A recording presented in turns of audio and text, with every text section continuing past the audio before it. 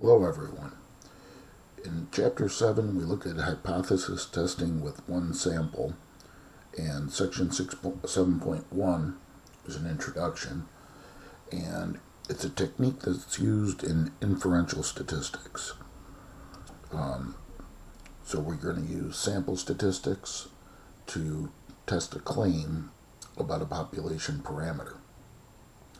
And one note to begin with is that in any hypothesis test, we assume that the null hypothesis is true. Now, one of the common things that I always say, being a mathematician, is my hypothesis is that all mathematicians have IQs greater than 150.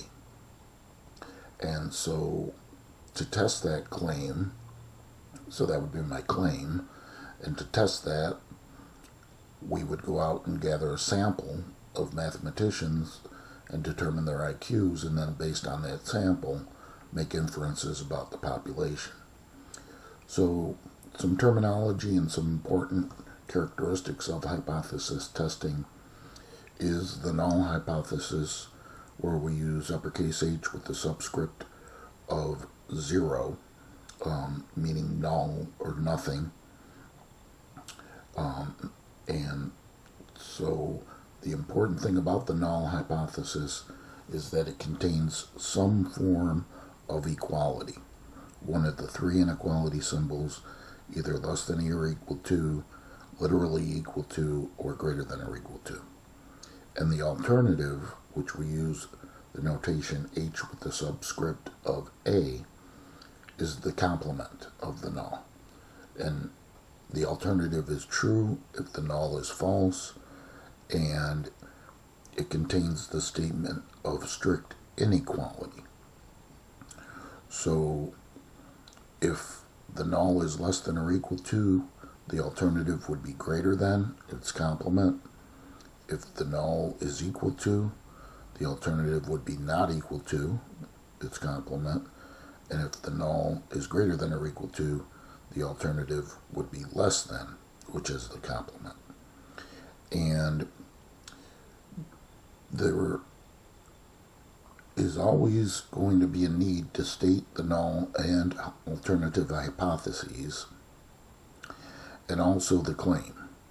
And the claim can be associated with either the null or the alternative, depending on which inequality is mathematically suggested. And then we make a decision, and our decision is always with respect to HO, the null. You either reject HO or fail to reject HO. And that is because we always assume that the null hypothesis is true. Now there's a table, I don't think it's on page 365, but it's in the book, that has verbal statements translated to mathematical statements. Some are obvious, some maybe you might want to try to find that table and look it over, but most of them are intuitively obvious. That is, less than is suggesting a less than symbol, and we'll see some examples as we work through these. So the hypotheses are going to be stated with respect to the mean or the standard deviation. For our studies, it's going to exclusively be the mean, but in some of these earlier situations, it might be with respect to standard deviation, but it's either the mean of a sample or the mean of a proportion. So, reading these statements, a water manufacturer makes the claim that, so the mean of the population, mu, flow rate of their certain faucet is less than 2.5 gallons per minute. And less than, obviously, we translate into the less than symbol. So we always start off by saying HO, then we put colons, and HA, and then colons, meaning such that, the colon is read as such that. So the less than symbol would belong with the alternative hypothesis because, again, the alternative is strict inequality, these three symbols, is less than 2.5, and next to it we'll write the word claim in parentheses. So that's the claim, and then the null hypothesis would be the complement of that, greater than or equal to 2.5. And it's important to state the parameter mu. Okay, in the next example, cereal company claims the mean weight, and again, suggesting the mean, which is mu, of the contents of its 20-ounce cereal sizes is at least, and the 20 ounces. So at least is suggesting the mathematical symbol greater than or equal to. So at least includes the 20, so 20 and greater. And so therefore, when we state our hypotheses, HO and HA, the claim is going to belong with the null because it's greater than or equal to, and it contains equality. So mu is greater than or equal to 20, and next to that we'll write the word claim. Okay, so therefore the alternative is a complement, mu is less than 20. Okay, continuing. Okay, now we're talking about a proportion. So that's going to be P. Of the students that graduate in 4 years is no longer. Okay, so no longer is suggesting not equal to. And so, again, we start off in the standard fashion, HO and HA, not equal to goes with the alternative. And so, but now it's P is not equal to, and you'd probably change that to a decimal, 0.82, and that's our claim. So then P is equal to 0.82 would be the null. Okay, continuing. Got an automobile manufacturer claims the mean life, so mean mu of their battery is different than 74 months. So different than is also suggesting not equal to. So similar to the last example, but now it's mu is not equal to 74 goes with the alternative. And that again is our claim. So mu is equal to 74 is the null. Okay, and then final example, another one pertaining to proportions, so P and greater than, strictly greater than symbol. So no form of equality, so that goes with the alternative. So P is greater than the 39% or 0.39 is our claim. And the null then would be P is less than or equal to 0.39. Alright, so there's many parts to the hypothesis testing problem, but that's always the first part. State the hypotheses and identify the claim. Now, there's two types of errors that can be made because we're not proving anything. We're just basing our results on sample statistics. So it could be true what we conclude, or it could be false. So there are possibilities of making errors. So you could read through this, but we always, in terms of our decision, once again, is going to be reject HO or fail to reject HO. The null hypothesis is HO again. So we can have an error And it's kind of like the legal system, as we'll see in this little example here. But a type 1 error is considered to be more severe than a type 2 error. And you don't have to really worry about this, but it's nice to understand the concept that if we do not reject HO in terms of our decision and HO is true, then we've made the correct decision because we're assuming HO is true and we're not rejecting it.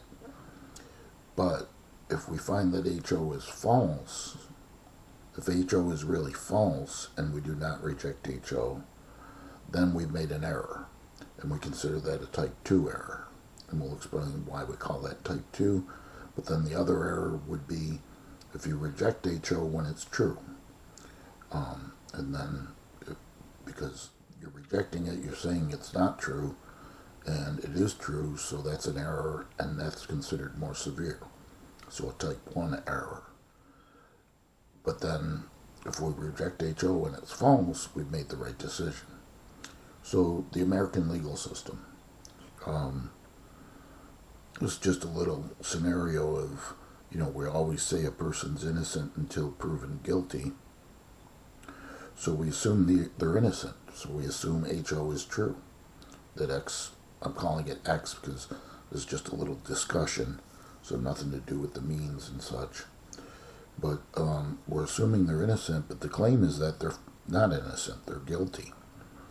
And it would be type 1 if we reject the null, and therefore if we reject the null, we're saying that they're guilty, they're not innocent, when they are actually innocent. And that's a type 1 error, to basically send a guilty person to jail. And a type 2 error would be letting somebody that's actually guilty free, because it's when we do not reject the null, so we say that they're innocent when actually they're not innocent. So that's a little scenario that kind of helps you to understand the severity of a type 1 versus a type 2 error. But associated with those are the level of significance. And this is what we want to pay attention to. We use alpha, and level of significance is the probability of making that bad error, the type 1 error. And we use alpha, Greek letter, lowercase alpha. And we generally set the level of the significance alpha to be small because we want a small chance of making that error. So common levels are 1%, 0.01, that would be really strict. 0.05, a little more lenient. 0.10, 10% of committing that type 1 error. Generally, you don't go too much further than 10%. And we have what's called the p-value, the probability that that the null hypothesis is true, is what the p-value represents. And formally, it's defined as obtaining a sample statistic with a value that is as extreme or more extreme than the one determined from the sample data. That has to do with the tails, as we'll see. Well, if it's I'm going to put tail and then S in parentheses, because we're going to see there's what we call a one-tailed test and a two-tailed test. And here they are. And the p-value depends on the type of test. So there's these three types of tests. This is besides the level of significance, stating the hypotheses, identifying the claim, level of significance, basically the second thing, determining would be the third thing. And that's either one of these cases. A left-tailed test, where mu is less than, notice how all of these depend on the alternative hypothesis. So when determining the type of test, you look at the alternative hypothesis. And if mu is less than, it's left-tailed, greater than, it's right-tailed, not equal to, it is two-tailed. And notice how the sense of the inequality points in the direction of the tail. Less than is left, greater than is right. Okay, so next page. Got some practice.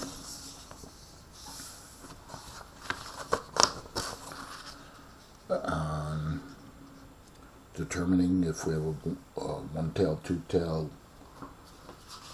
left tail, right tail test. So in the first example, again, we look at the inequality in the alternative. So not equal to suggests two tails. So when we draw our distribution,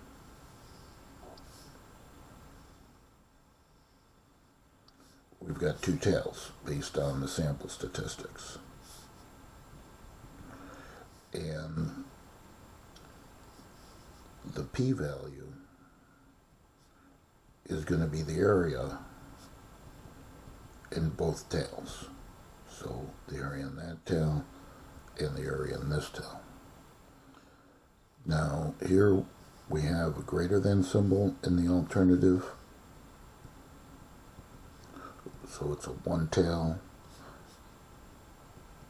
right. So when we draw the distribution, got a tail on the right, and the area in that tail is our p-value. And then here, this pertains to, this is the population mean, here's population proportion, this one's population standard deviation. We're going to be dealing exclusively with the mean and the proportion. But here's one that suggests less than. It's going to be a one-tailed left. And so when we draw the distribution, we've got a tail on the left, and the area in that tail represents our p-value. Okay, and since the p-value is considered to be what determines the probability that HO is true, we say if P is less than alpha, so the probability is small that HO is true, we're going to reject HO. And if P is greater than alpha, so the probability that HO is true is bigger than the level of significance alpha, then probably HO is true and we'll fail to reject it. And recall that alpha is the probability of a type 1 error.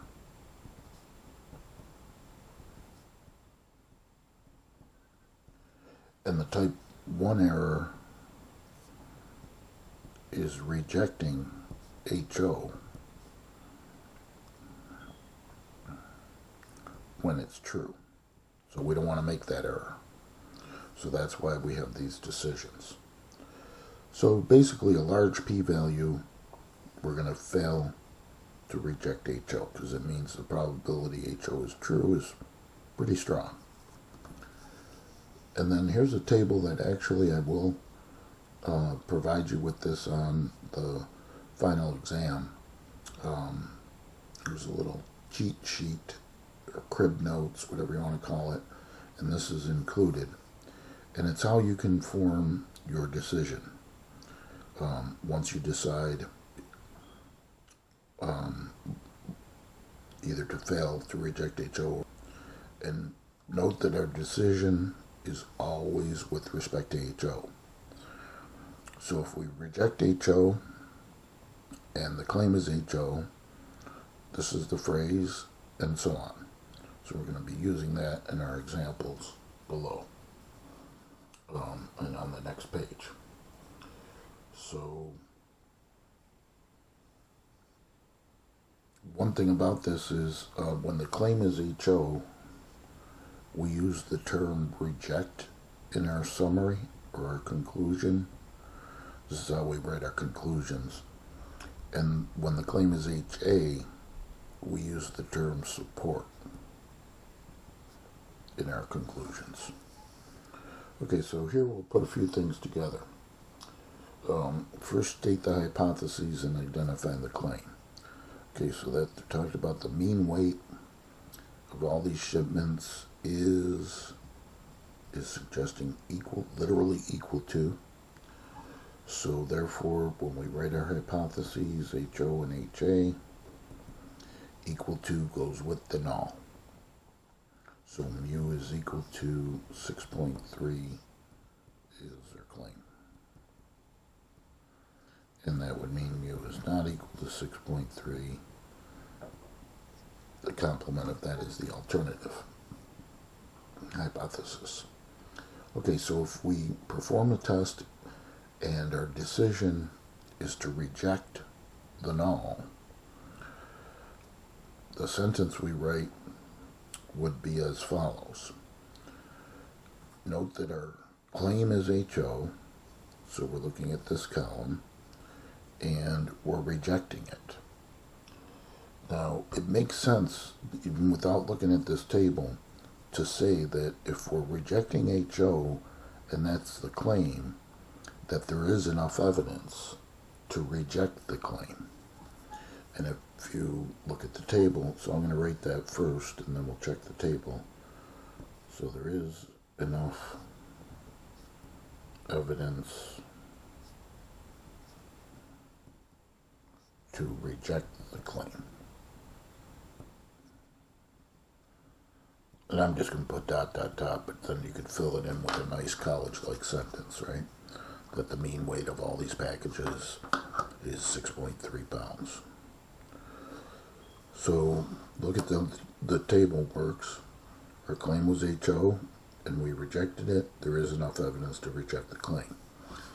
But then look at this example. How would we interpret a decision that fails to reject the null, HO? Well, just think about it in a common sense before we look at the table. We're not rejecting the claim. And which is the null hypothesis. So therefore, there's not enough evidence to reject the claim.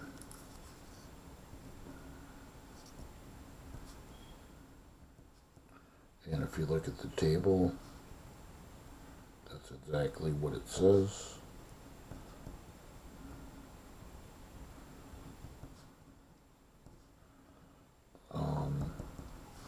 That is, our claim was HO again.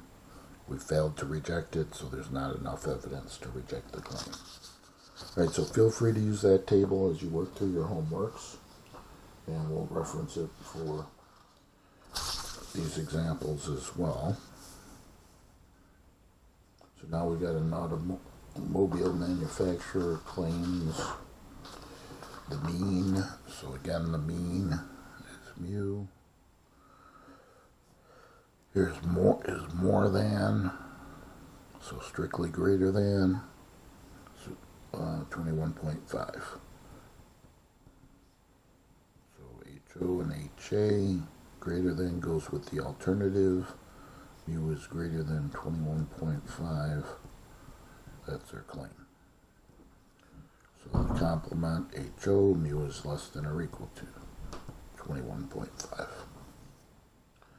Okay, and here we're going to first, what if the decision was to reject HO, reject the null hypothesis? Well, again, thinking about it in common sense, right, we're rejecting HO, so that means HO is bad. So that means the claim is good. And so there is enough evidence to support the claim.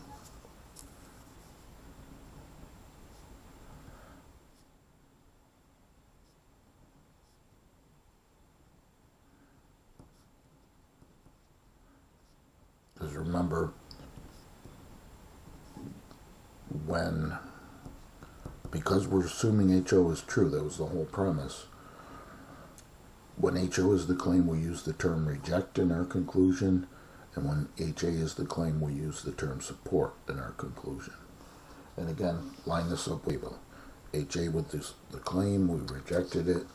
Here's the claim as HA, this column. We rejected HO. There is enough evidence to support the claim. So that's what we came up with. And then if we fail to reject HO again, think of it intuitively. If we fail to reject HO, that means HO is probably true. So the claim would be bad because the HO is going to be a true. So I'm covering up the claim. So there's not enough evidence to support the claim. And you can see in the table, claim HA, fail to reject HO, not enough evidence to support the claim.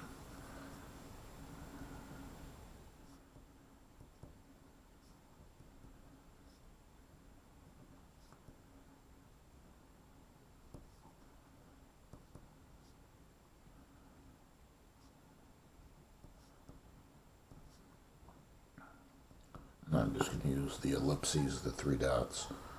You could fill it in with a nice college-like sentence. All right, so a couple more examples. This factory manager claims the mean hourly wage, so hourly wage, that is at least. At least is suggesting greater than or equal to. So with respect to the hypotheses, HO, HA, greater than or equal to goes with the null because it has a form of an equality.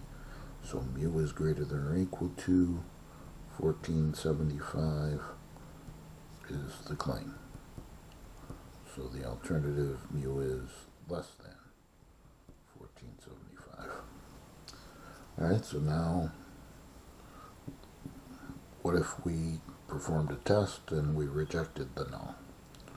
Well, if we reject the null, remember when HO is the claim, we use the term reject in our conclusion.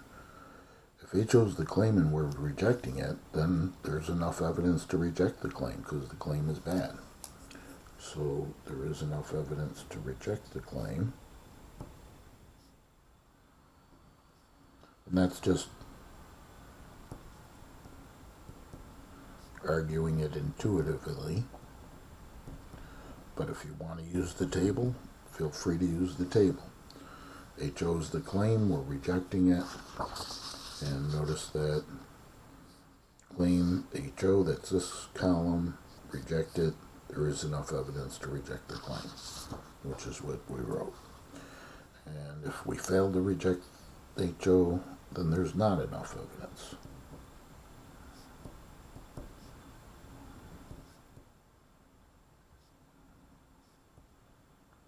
To reject the claim.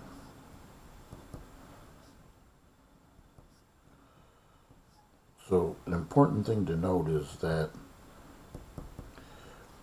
our decision is based on either rejecting or failing to reject HO, and our conclusion is written with respect to what the claim is.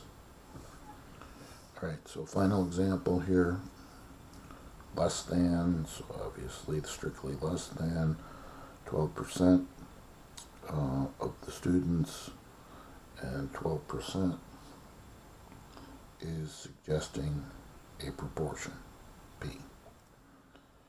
So here we go with HO and HA again, but now with respect to P, less than goes with the alternative, 12%, right as a decimal, 0.12, so P is less than 0.12 is our claim. And P is greater than or equal to 0.12, and that goes with the alternative, and P is greater than or equal to 1.2 goes with the null. And now if we're rejecting the null, then the null is bad, means the claim is good. There is enough evidence to support the claim.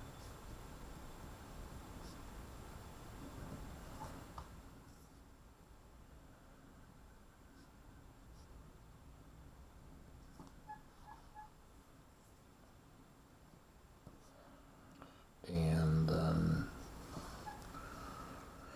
If we're failing to reject the null, and HA is the claim, that means that HO is good, so the claim is bad. So there is not enough evidence to support the claim.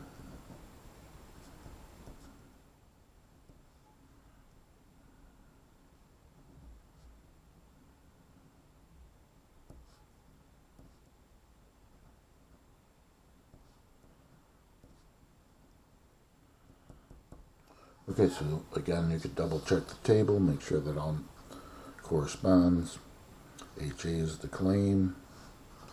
HA is the claim. We're working with this column. We rejected Joe. There is enough evidence to support the claim. That's what we wrote. And failed to reject HO.